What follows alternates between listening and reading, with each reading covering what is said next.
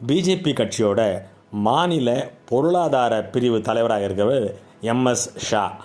இவர் மதுரையில் ஒரு காலேஜை நடத்திட்டு வராங்க.